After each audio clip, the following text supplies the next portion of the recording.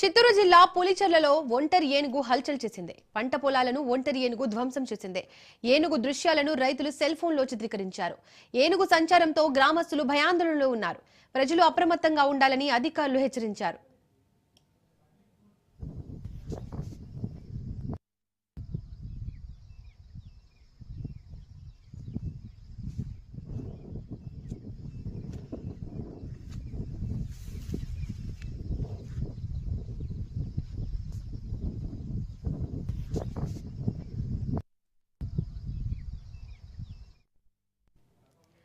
చిత్తూరు జిల్లా పులిచెర్లలో ఒంటరి ఏనుగు హల్చల్ చేసింది. పంట పొలాలను ఒంటరి ఏనుగు ధ్వంసం చేసింది.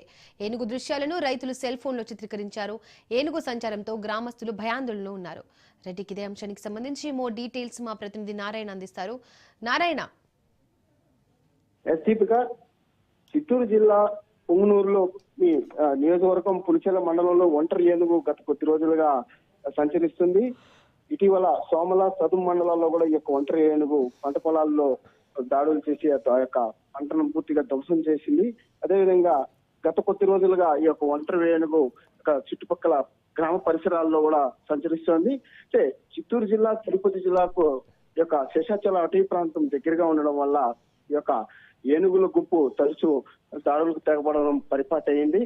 అదేవిధంగా అంటే ఈ యొక్క గుంపు నుంచి విడిపోయిన ఈ యొక్క ఒంటరి ఏనుగు ఈ యొక్క సదుం మండలంలో అదేవిధంగా సోమల మండలంలో కూడా ఈ యొక్క దాడులు చేస్తున్నట్లు కూడా గ్రామస్తులు బెంబేలెత్తిపోతున్నారు. అంటే రాత్రి వేళల్లో కూడా పంట పొలాల్లో వాళ్ళు కాపలా ఉండాలంటే కూడా కొంత ఇబ్బందులు గురవుతున్న పరిస్థితి కనిపిస్తుంది. అదేవిధంగా దేవలంపేట కమ్మపల్లి పంచాయతీలో కూడా ఒంటరి ఏనుగు తరచూ దాడులు తెగబడటం కూడా ఇక రైతులకు కంటి మీద పులుకు లేకుండా చేస్తున్నట్లు కూడా తెలుస్తుంది. మరోవైపు ఏనుగు దాడుల నుంచి రక్షించాలని చెప్పి గ్రామస్తులు అదేవిధంగా రైతులు కూడా మొరబెట్టుకుంటున్న పరిస్థితి కనిపిస్తుంది. అంటే తరచూ ఏనుగుల దాడుల నుంచి రక్షణ కల్పించాలని చెప్పి కూడా వారు కోరుతున్నారు. దీనికోసం ఏదైతే ఆ యొక్క పంట పొలాల చుట్టూ కూడా ట్రెంచ్లు కూడా ఏర్పాటు చేయాలని చెప్పి కూడా వాళ్ళు కోరడం జరిగింది. అదేవిధంగా అటవీ ప్రాంతంలో నుంచి ఏనుగులు రాకుండా కూడా ఫెన్సింగ్ కూడా వేయాలని చెప్పి కూడా వాళ్ళు కోరుతున్నట్టు కూడా తెలుస్తుంది. Deepika. Right Narayana, thank you.